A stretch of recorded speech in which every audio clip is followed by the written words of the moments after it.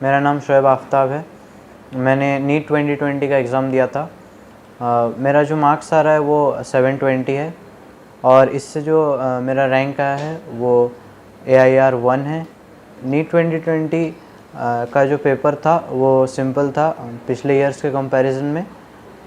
एक अगर मैं ब्रीफ ओवरव्यू की बात करूँ, नीट जो है मेडिकल कॉलेजेस में एडमिशन का एग्ज़ाम है और नीट में 180 क्वेश्चंस होते हैं जिनको हमें 3 आवर्स में सॉल्व करना होता है, जिनमें 90 क्वेश्चंस बायोलॉजी के होते हैं और 45 क्वेश्चंस फिज़िक्स और केमिस्ट्री में होते हैं। इसके अलावा नीट का जो पैटर्न है वो पूरे NCERT पे बेस्ड होता है और जो बाहर के कुछ क्वेश्चंस होते हैं वो काफ़ी कम होते हैं।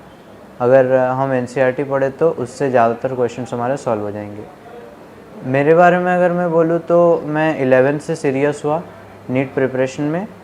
10th तक जो मेरा होम टाउन है राउरकेला, जो कि उड़ीसा में है, वहाँ पर मैं ICSE बोर्ड में था और 10th पे जो मेरा परसेंटेज आया था वो 96.8 था। उसके बाद में 11th में कोचिंग सिटी कोटा में आ गया। यहाँ पर मैंने सर्वोदय स्कूल में एडमिशन लिया और LN जो कोचिंग है वहाँ पे मैंने एडमिशन लिया। इसके अलावा मैंने कुछ और इंस्टीट्यूट के DLP भी लिए, जैसे आकाश का मैंने DLP लिया था और फिर उसके अलावा मैंने कुछ ऑनलाइन प्लेटफॉर्म्स को भी यूज़ किया था। लेकिन मेनली जो मेरा पढ़ाई का जो मैटर था वो LN से आता था और LN का ही मैं क्लासरूम स्टूडेंट था और LN से मैं क्लासेस भी करता था। अगर मैं फ़िज़िक्स की बात करूँ, फ़िज़िक्स का जो मेरा मेन स्ट्रेटेजी था वो ये था कि कॉन्सेप्ट्स को अच्छे से समझना, क्योंकि क्वेश्चंस बहुत अलग अलग टाइप के हो सकते थे। मैंने कोशिश हमेशा ये किया कि सारे टाइप के क्वेश्चंस मेरे कवर हो जाए, लेकिन ये भी था कि अगर कोई नया टाइप का क्वेश्चन आ जाए तो भी मैं उसे फेस कर सकूँ। फ़िज़िक्स में 2 पार्ट होते हैं, थ्योरी होता है और क्वेश्चन वाला पार्ट होता है, न्यूमेरिकल वाला पार्ट होता है। तो जो थ्योरी बेस्ड जो क्वेश्चंस होते हैं वो मेनली NCERT से आते हैं, तो NCERT तो थ्योरी के लिए मस्ट है। इससे अलावा अगर हमें और अच्छे तरीके से थ्योरी को समझना है फ़िज़िक्स के, तो हम HC वर्मा जो बुक है उससे हम थ्योरी को समझ सकते हैं। लेकिन उसके जो न्यूमेरिकल्स है वो सिर्फ एम्स में आते थे, अब एम्स बंद हो चुका तो उसके न्यूमेरिकल्स करने की कोई ज़रूरत नहीं। और उसके अलावा क्वेश्चन प्रैक्टिस, जो न्यूमेरिकल बेस्ड जो क्वेश्चंस होते हैं उनके लिए मैं यही रिकमेंड करूँगा कि आप प्रीवियस ईयर्स के क्वेश्चंस अच्छे से कर लीजिए। और उसके अलावा जो भी आपका कोचिंग है, चाहे वो LN हो, चाहे आकाश हो या कोई और हो, अब उनके कोचिंग के अच्छे से जो क्वेश्चंस दिए हुए हैं वो सब अच्छे से कर लीजिए। हर एक टॉपिक पे क्वेश्चन करना इम्पॉर्टेंट है, क्योंकि क्वेश्चन अब जैसे जैसे नीट का पेपर इजी होते जा रहा है वैसे क्वेश्चंस कहीं से भी आ सकते हैं। मेनली अब फोकस थ्योरी वाले पार्ट के क्वेश्चंस पे भी शिफ्ट हो रहा है और मेनली जो 12th की NCERT है फ़िज़िक्स में वो और ज़्यादा इम्पॉर्टेंट है मेरे हिसाब से। इसलिए मैंने 11th की NCERT को बस रीडिंग जैसा पढ़ा था और जबकि 12th की NCERT जो बोर्ड में भी हमारे काम आती है, तो इसलिए मैंने उसको अच्छे से याद भी किया था और जो जो इम्पोर्टेंट पॉइंट्स है उनको मैंने समझा भी। और NCERT के कुछ लाइंस थे जहाँ से डायरेक्ट क्वेश्चंस बन सकते थे, वो सबको मैंने अच्छे से पढ़ा था। उसके बाद जो न्यूमेरिकल बेस्ड क्वेश्चंस होते हैं उनके लिए बहुत प्रैक्टिस ज़रूरी है। फ़िज़िक्स जो मेरा स्ट्रॉन्ग पार्ट है इसलिए मैं उस पर ज़्यादा ध्यान नहीं देता था और सबसे कम टाइम मेरा फ़िज़िक्स में ही जाता था।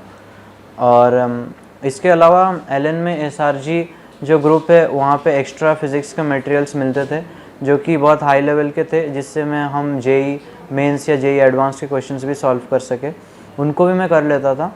और फिज़िक्स के कुछ चैप्टर्स इंपॉर्टेंट हैं नीट के पॉइंट ऑफ व्यू से, जैसे थर्मोडायनेमिक्स जिसमें बहुत ज़्यादा वेटेज होता है। कुछ और भी चैप्टर्स है UND जो छोटे हैं लेकिन उनमें से क्वेश्चंस आने की प्रोबेबिलिटी बहुत ज़्यादा रहती है। UND है, ऑल्टरनेटिंग करंट है और भी ऐसे कुछ टॉपिक्स है। और फिज़िक्स में हमेशा ये रहता था कि सारे टॉपिक्स को ही मैं इक्वल वेटेज दूं और जो टॉपिक्स इंपॉर्टेंट है उनको थोड़ा ज़्यादा बस। और फिर जब मैं केमिस्ट्री की स्ट्रेटेजी की बात करूँगा, केमिस्ट्री में 3 पार्ट्स हैं, फिज़िकल केमिस्ट्री, इनऑर्गेनिक केमिस्ट्री और ऑर्गेनिक केमिस्ट्री। फिज़िकल केमिस्ट्री की अगर मैं बात करूँ तो थ्योरी बेस्ड क्वेश्चंस बहुत रेयरली पूछे जाते हैं और मेनली न्यूमेरिकल बेस्ड क्वेश्चंस पूछे जाते हैं। और न्यूमेरिकल बेस्ड क्वेश्चंस के लिए मैं यही रिकमेंड करूँगा कि आप अपने कोचिंग मटेरियल जो भी हो, जैसे मेरा LN था उसका ही अच्छे से करो और प्रीवियस ईयर के क्वेश्चंस आप अच्छे से प्रैक्टिस कर लीजिए। हर एक टॉपिक पे और हर एक टाइप के क्वेश्चंस करना इम्पॉर्टेंट है, और इससे क्या होगा कि कोई भी अगर टाइप के क्वेश्चंस आए तो हम उसे फेस कर सकें। और थ्योरी वाले जो क्वेश्चंस होते हैं फिज़िकल केमिस्ट्री में वो बहुत प्रेडिक्टेबल होते हैं, क्योंकि वो सेम चैप्टर से पूछे जा रहे हैं। जैसे कुछ चैप्टर्स है, सॉल्यूशंस हो गया, उसमें से थोड़ा बहुत थ्योरी का पूछा जा सकता है। और एक दो है एनसीईआरटी फ़िज़िकल केमिस्ट्री के लिए मैं इम्पॉर्टेंट उतना नहीं समझता, लेकिन इनऑर्गेनिक और ऑर्गेनिक की एनसीईआरटी बहुत इम्पॉर्टेंट है। फ़िज़िकल केमिस्ट्री के लिए एक और बुक आती है नरेंद्र अवस्थी, जो कि मैंने सॉल्व किया था, लेकिन जब एम्स कैंसिल हो गया तो मैंने उसे फिर से सॉल्व नहीं किया। मैंने एक बार सॉल्व करा था, और फिर एम्स कैंसिल होने के बाद उतना इम्पॉर्टेंट नहीं है कि आप हाई लेवल के क्वेश्चंस करो। जनरली जो नीट लेवल के क्वेश्चंस होते हैं जो कोचिंग के मॉड्यूल्स में दिए जाते हैं उतना तक ही करना सही है। और जब मैं इनऑर्गेनिक केमिस्ट्री की बात करूँगा तो वहाँ पे थ्योरी बेस्ड क्वेश्चंस ही होते हैं, तो उसके लिए एनसीईआरटी बहुत इंपॉर्टेंट है। हर एक चैप्टर की एनसीईआरटी के अलावा या तो कोचिंग में जो नोट्स दिए जाए वो आप पढ़ लीजिए, या फिर अगर आप सेल्फ स्टडी करते हो तो आप खुद से नोट्स बनाओ, क्योंकि उससे क्या है कि जो थ्योरी बेस्ड जो क्वेश्चंस होते हैं वो इजीली हो जाएंगे। मेनली बार बार रिपीट होते हैं इनऑर्गेनिक के क्वेश्चंस, और बहुत आसान भी होते हैं वो, डायरेक्ट एनसीईआरटी के लाइन से क्वेश्चंस आ जाते हैं इनऑर्गेनिक के। तो एनसीईआरटी मेन है इनऑर्गेनिक केमिस्ट्री के लिए। इसके अलावा वीके जायसवाल की एक बुक है, उसको आप कर सकते हैं, लेकिन वो जब एम्स होता था तो उसी पॉइंट तक इम्पॉर्टेंट था। इनऑर्गेनिक के लिए मैं एनसीईआरटी रिकमेंड करूँगा। ऑर्गेनिक के लिए ये कि जो ऑर्गेनिक में जो कुछ जितने भी चैप्टर्स है, जितने ऑर्गेनिक कंपाउंड्स के यूजेस वाले पार्ट्स है उनको आप अच्छे से याद कर लो।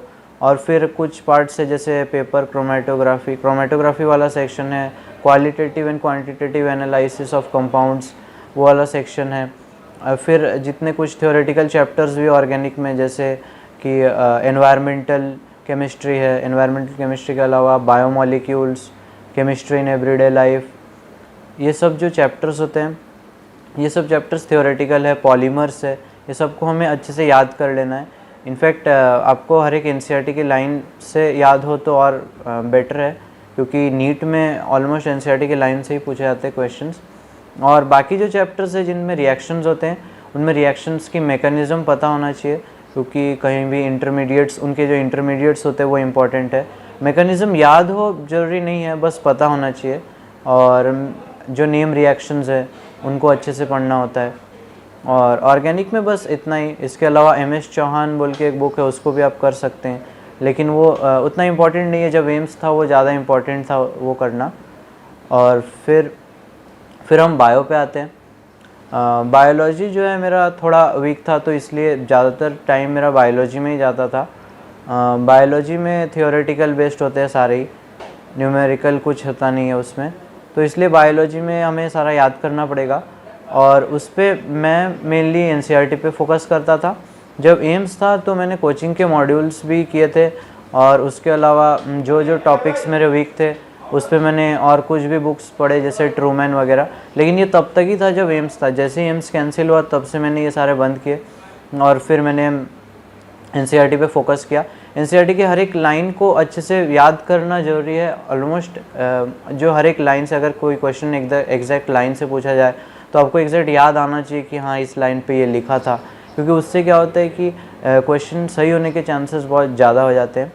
और एनसीईआरटी को अच्छे से पढ़ लेना है, बायो में बहुत इंपॉर्टेंट है, और उनके मीनिंग को भी समझना है। इस काम के लिए आप कोचिंग मॉड्यूल्स को यूज़ कर सकते हो कि एनसीईआरटी में जो लाइंस लिखे हैं उसके आप मीनिंग को एग्जैक्ट अच्छी तरीके से समझो, उसके बारे में और थोड़ा पढ़ो।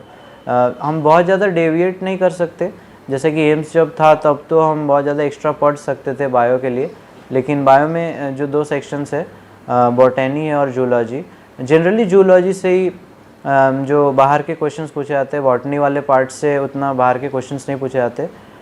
जूलॉजी में जैसे ह्यूमन फिजियो वाला पार्ट है, उसमें से ज़्यादातर क्वेश्चंस एम्बिगियस भी आ रहे हैं, तो मैंने उसके लिए और भी कुछ एडवांस्ड जो किताबें हैं वो सब पढ़ा था मैंने, ट्रूमैन वगैरह, लेकिन वो उतना यूज़ नहीं आया, और अभी और फ़ायदेमंद भी नहीं है, क्योंकि अब एम्स कैंसिल हो चुका है। तो बेटर यही है कि आप एनसीईआरटी को ही पढ़ो और एनसीईआरटी के मतलब को अच्छे से समझो, उनके एग्जाम्पल्स भी बहुत लोग कोचिंग मॉड्यूल से करते हैं, लेकिन वो एकदम इम्पॉर्टेंट नहीं होते। मेरे हिसाब से आपको सिर्फ जो एनसीईआरटी में एग्जाम्पल्स दिए वही अच्छे से याद होने चाहिए। कुछ टॉपिक्स है जैसे मॉर्फोलॉजी, एनाटॉमी है, उनके लिए चार्ट्स बनाना बेटर है, जैसे एनिमल डाइवर्सिटी है, प्लांट डाइवर्सिटी है, ये सब एग्जैक्ट याद करना थोड़ा मुश्किल हो सकता है, थ्योरी वाले पार्ट से याद करने से कन्फ्यूजन हो सकती है। तो इसलिए मैंने बहुत सारे चार्ट्स उसके बनाए थे। उन चार्ट्स को मैंने अब मेरा जो स्टडी रूम के जो वॉल्स पे चिपका दिए और फिर मैं वहीं से पढ़ता था। पीरियोडिक टेबल भी मैंने चिपकाया था, जैसा कि इस साल क्वेश्चन भी आया था एक पीरियोडिक टेबल पे, जो कि नेम्स पे बेस्ड था, और 7th पीरियड के नेम्स जो कि जनरली पढ़ाए नहीं जाते, लेकिन वहाँ से क्वेश्चन आया था, तो वो पीरियोडिक टेबल था मेरे घर के वॉल्स पे, तो इसलिए वो सही हुआ। तो इम्पॉर्टेंट ये है कि आप ज़्यादातर चीज़ों के चार्ट्स बनाओ। कोई चीज़ आपको अगर समझ नहीं आती है तो आप अपने टीचर से पूछो, उसके बारे में शॉर्ट नोट्स आप बना सकते हैं। मैं बहुत शॉर्ट नोट्स बनाता था, फिज़िक्स में भी मैं बहुत शॉर्ट नोट्स बनाता था। अगर कोई एक टाइप के प्रॉब्लम्स जो होते हैं उनको अगर मुझे सॉल्व करने में प्रॉब्लम आ रही है तो मैं उस पर बहुत सारे शॉर्ट नोट्स बनाता था। फिर नीट का जो लेवल है वो धीरे धीरे इजी होते जा रहा है, लेकिन हमें हमेशा प्रिपेयर रहना है कि अगर वो थोड़ा हार्ड भी आए तो हमें प्रिपेयर करना है उसके अकॉर्डिंग। आने वाले जो नीट 2021 के जो एस्पिरेंट्स है उनको मैं ये रेकमेंड करना चाहूँगा कि वो कोई भी प्रॉब्लम्स है, जैसे इस साल कोरोना का प्रॉब्लम हुआ था, तो आप अपने जो पाथ से डेविएट मत होना। आप अगर अपने गोल पे फोकस्ड रहते हो तो फिर आपको सक्सेस पाने से कोई नहीं रोकेगा। और मैं ये कहूँगा कि चाहे जितने भी मुश्किल आए, आप अपने पाथ पे ही रहना है और फोकस्ड रहना है और डिस्ट्रैक्ट नहीं होना। जैसे और अगर मैं स्मार्टफोन्स के लिए यही कहना चाहता हूँ कि अगर आप स्मार्टफोन्स को अच्छे से यूज़ करते हैं तो आपको फ़ायदा होगा। और सोशल मीडिया से मैं अगर ख़ुद की बात कहूँ तो मैं व्हाट्सएप पे एक्टिव था, लेकिन एफबी पे नहीं था, इंस्टा पे नहीं था। व्हाट्सएप को आप यूज़ कर सकते, जैसे मुझे जो भी डाउट्स होते थे मैं सारे जो हमारे टीचर्स को मैं व्हाट्सएप पे भेजता था और सर भी हमारे बताते थे। तो अगर आप स्मार्टफ़ोन का अच्छे से यूज़ करोगे तो उस पर कोई बुराई नहीं है, आप स्मार्टफ़ोन रख सकते हो मेरे हिसाब से। और आने वाले एस्पिरेंट्स को मैं रिकमेंड करूँगा कि आप थोड़ा टाइम मैनेजमेंट पे भी ध्यान दो। स्टार्टिंग में मुझे भी दिक्कत होती थी टाइम मैनेजमेंट में, फिर धीरे धीरे मैंने मेरे लिए जो सीक्वेंस रहता था, मैं पहले हमेशा फ़िज़िक्स करता था, फिर बायो और फिर केमिस्ट्री। ज़रूरी नहीं ज़्यादातर बच्चे बायो पहले करते हैं, ऐसा कुछ ज़रूरत नहीं है। मेरे हिसाब से मेरा फिज़िक्स स्ट्रॉन्ग था तो मैं पहले वो करता था। आपका जो भी स्ट्रॉन्ग हो या आपको जो भी अच्छा लगे आप वैसे करो, लेकिन आपका टाइम जो 3 आवर्स का टाइम है उसको माइंड पे रखना है, क्योंकि 180 क्वेश्चंस आपको 180 मिनट्स में करने हैं, यानी एक क्वेश्चन को आपको 1 मिनट में। अगर किसी क्वेश्चन में टाइम ज़्यादा लगता है तो आपको दूसरे क्वेश्चन में टाइम कम लगा के उसको मैनेज करना ही है। और किसी भी क्वेश्चन में ज़्यादा 3-4 मिनट से ज़्यादा हम नहीं दे सकते, ये इम्पॉर्टेंट है। और अगर आपको मेरा स्ट्रैटेजी और मेरी प्लानिंग अच्छी लगी तो आप प्लीज़ लाइक कर दीजिए इस वीडियो को, शेयर कर दीजिए, सब्सक्राइब कर दीजिए। और DKT जो चैनल है इसको मैं थैंक्स कहना चाहूँगा, इन्होंने मुझे मौका दिया अपने चैनल पे आने का और फिर मेरे स्ट्रैटेजी को आपसे शेयर करने का। Thank you.